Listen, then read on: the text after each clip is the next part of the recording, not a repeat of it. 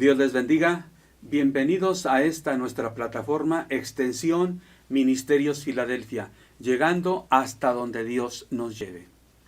Iniciamos en esta fecha el estudio de un comentario devocional de la carta a los Efesios, Pablo a los Efesios.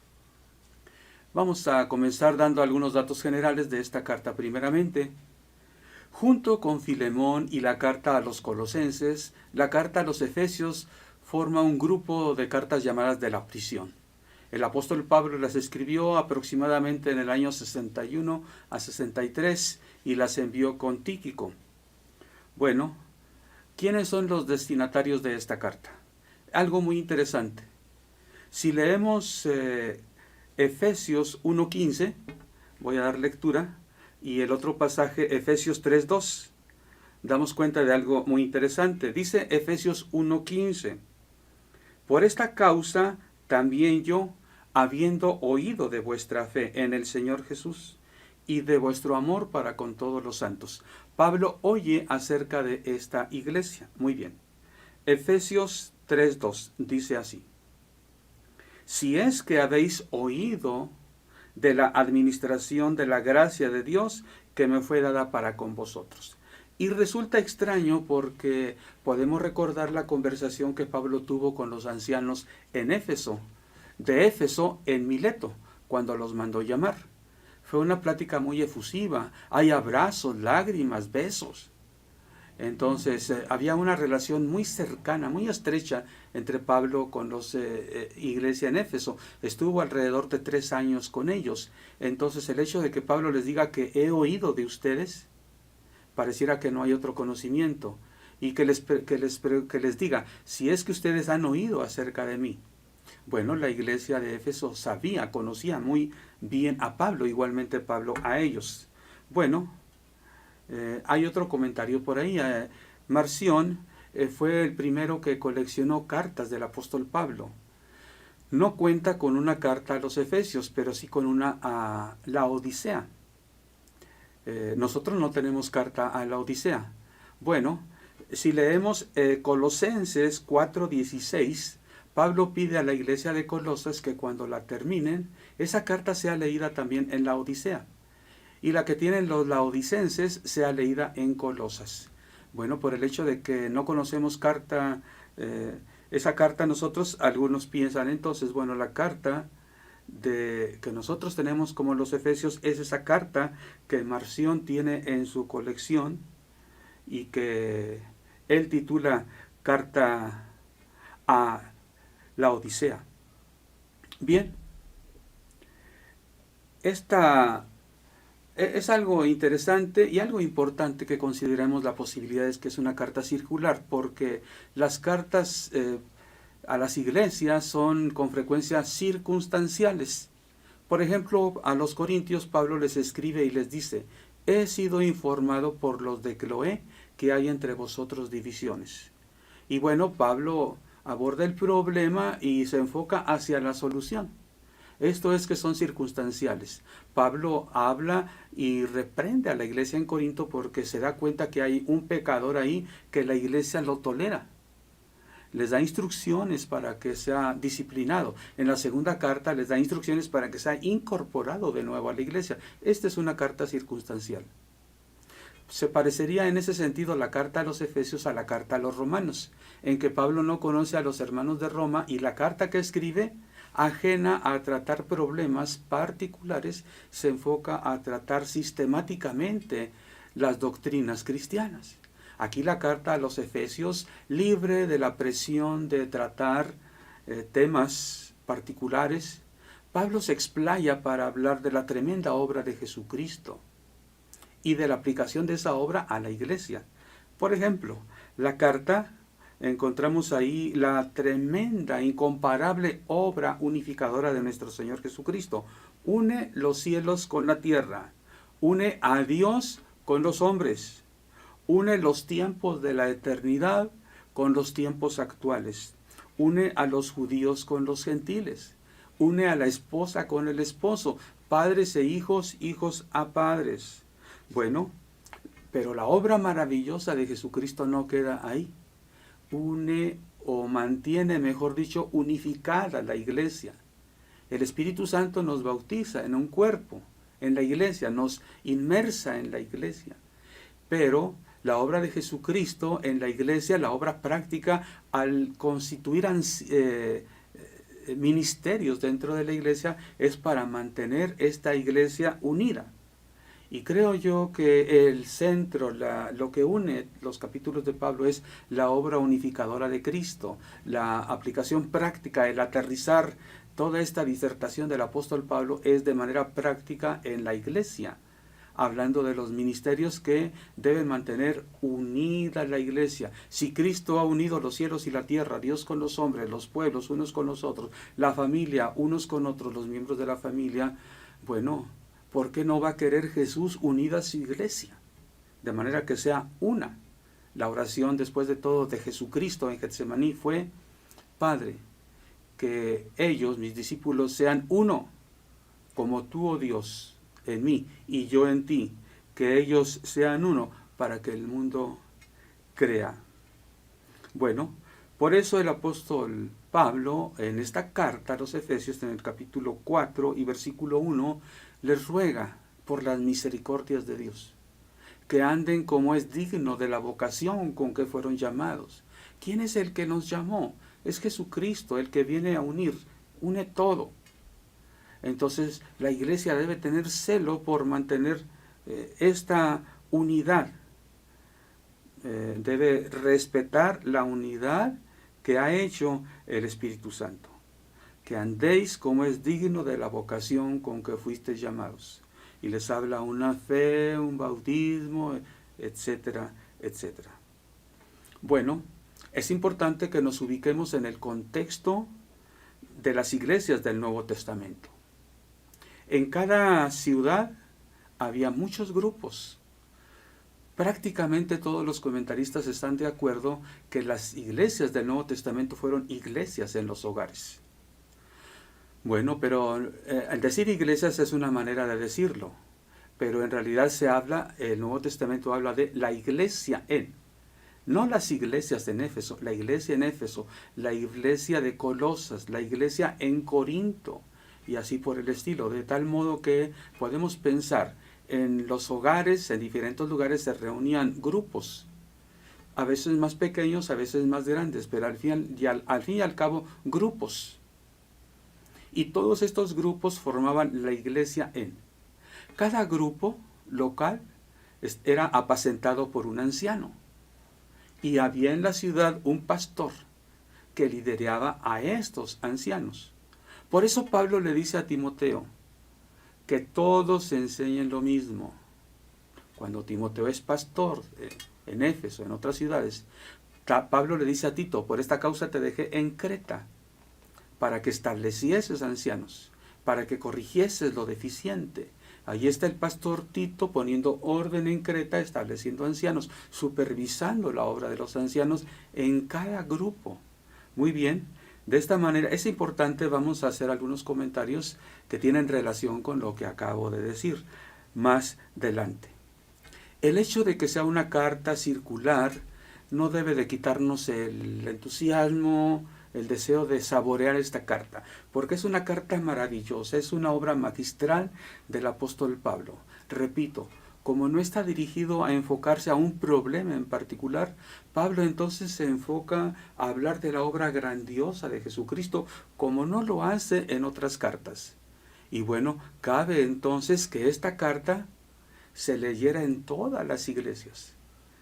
La que tenemos actualmente diría carta a los Efesios, porque habría otras cartas que dirían carta a los Filipenses, carta a los Corintios, y que tuviera el mismo contenido. Es decir, las cartas circulares así eran. Se dirigían, estaba el cuerpo de la carta, pero en la primera página se ponía para quien iba a pertenecer esa copia en particular.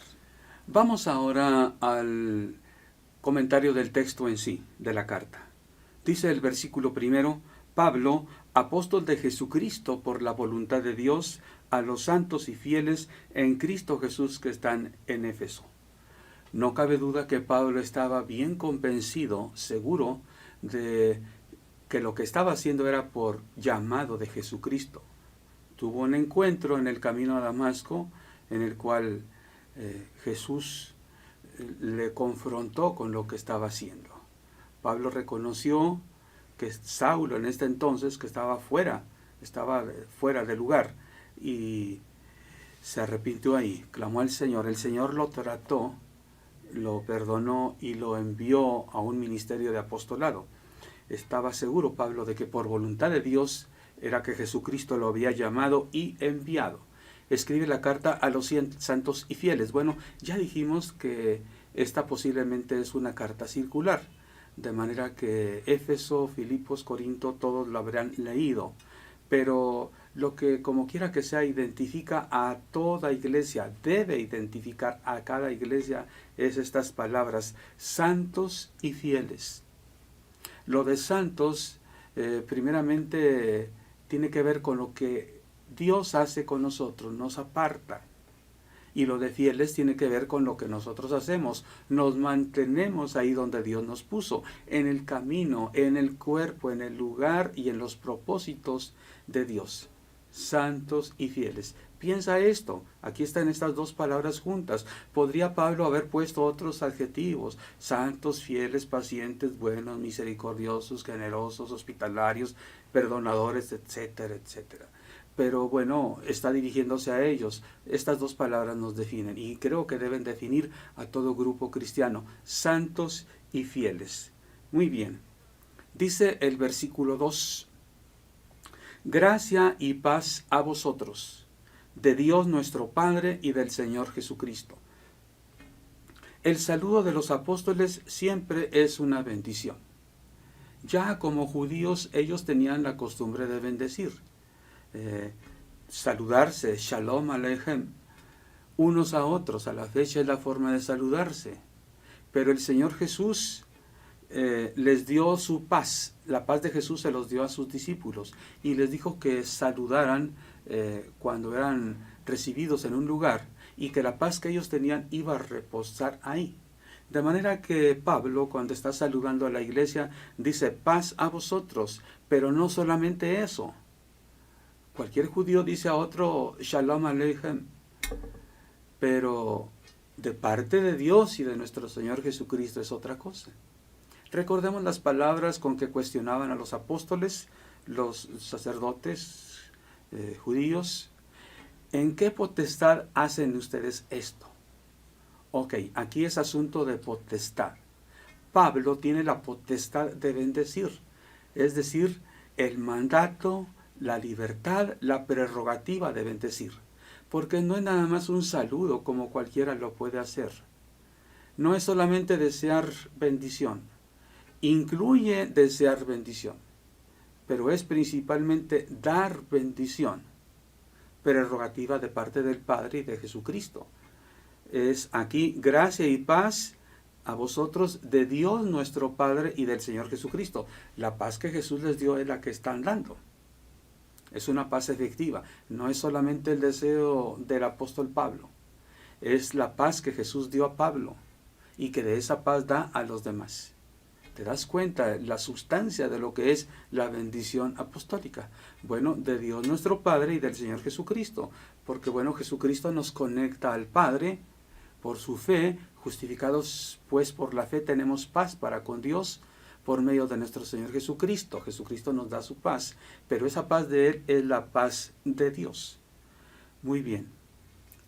Dice el versículo 3: bendito sea el Dios y Padre de nuestro Señor Jesucristo, que nos bendijo con toda bendición espiritual en los lugares celestiales en Cristo, según nos escogió en Él antes de la fundación del mundo, para que fuésemos santos y sin mancha delante de Él, en amor, habiéndonos predestinados para ser adoptados hijos suyos por medio de Jesucristo, según el puro afecto de su voluntad. Bueno, bendecir es, entre otras cosas, hablar bien de. En este versículo Pablo bendice a Dios, bendito sea el Dios y Padre de nuestro Señor Jesucristo. Lo bendice porque Dios bendijo a los cristianos desde antes de la fundación del mundo. en los lugares celestiales. Antes que hubiese nada de la creación, Dios había hecho un plan, lo había bendecido y ahí estábamos tú y yo incluidos. Su iglesia estaba ahí. Bueno, no se trata de que pensemos en una doble predestinación, como hay una doctrina llamada de doble predestinación. Aquí Pablo no está diciendo Dios predestinó a unos para salvación, Dios predestinó a unos para condenación. Aquí lo que está diciendo es que nosotros estamos inmersos en un plan previo a la creación del mundo, y en este Dios nos incluyó y tiene un plan para nosotros. Es triste ver a muchos cristianos apáticos, desinteresados, inmaduros, a veces que van tropiezo tras tropiezo. Llega a veces un cristiano a pensar si el cristiano fulano de tal realmente es cristiano o no lo es. Bueno, la palabra dice que podemos conocerlos por sus frutos, pero podemos pensar, y sí, hay cristianos que están muy inmaduros, que no aprovechan todo lo que Dios les ha dado. Hay personas que llegan a desanimarse, no, pues todos en la iglesia no le echan ganas, o les falta madurez, les falta amor, en fin. Recordemos a Elías. Solo he quedado yo, le dice a Dios. Y Dios le dice a Elías, me he reservado 7,000 que no han doblado su rodilla ante Baal. Piensa esto si tú llegas a decepcionarte alguna vez de la iglesia de la que eres miembro. Puede ser que tú no veas lo que Dios ve. Tenemos que ver las cosas que Dios ve, llamar las cosas así como Dios las llama. Dios llama las cosas que no son como si fueran. Y es que estamos en un proceso. Qué bien sería que los cristianos veamos a un cristiano en proceso, que lo veamos así como Dios lo ve. No como nosotros lo vemos, porque hay veces que nosotros vemos puros defectos. Claro que si hay errores, pecados, hay que señalarlos en el amor de Cristo, pero recordando que estamos en Cristo, en un plan que Él hizo previo a la fundación del mundo. Ahí estamos nosotros. Ese plan maravilloso de Dios es en la iglesia. Bueno, el versículo 3 dice que lo que ha hecho posible este plan es el amor de Dios, el ágape de Dios, gracias al cual Él nos ha tenido paciencia a través de los siglos para formarnos, perdonarnos, disciplinarnos. Este pasaje nos adentra a algo más grandioso. No debemos de pensar, hay quien se siente favorecido de Dios, especial de Dios, consentido de Dios. Es decir, se ve a sí mismo como centro de toda la obra de Dios. Bueno, es al revés. Dios nos hizo, nos ama, nos lleva de gloria en gloria, pero es para alabanza de la gloria de su gracia, con la cual nos hizo aceptos en el amado. Así dice el versículo 6.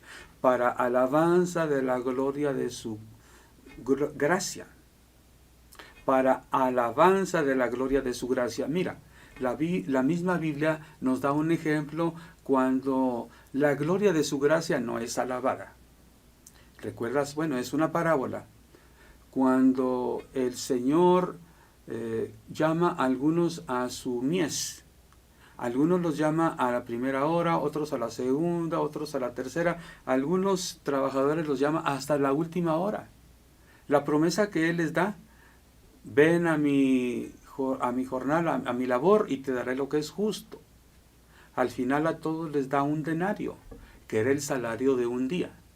Alguien le dice, oye Señor, pues, ¿por qué les das a estos que llegaron a la última hora un denario? Le dice el Señor a este siervo, bueno, ¿no te di lo que te prometí? ¿No te di lo que es justo? Yo puedo hacer con lo mío lo que yo quiera. De manera que si el Señor de la obra da un denario al que acaba de llegar, así como el que llegó desde la mañana, es prerrogativa de Él. Es digno de alabanza que Él llamó a unos y a otros y dio generosamente.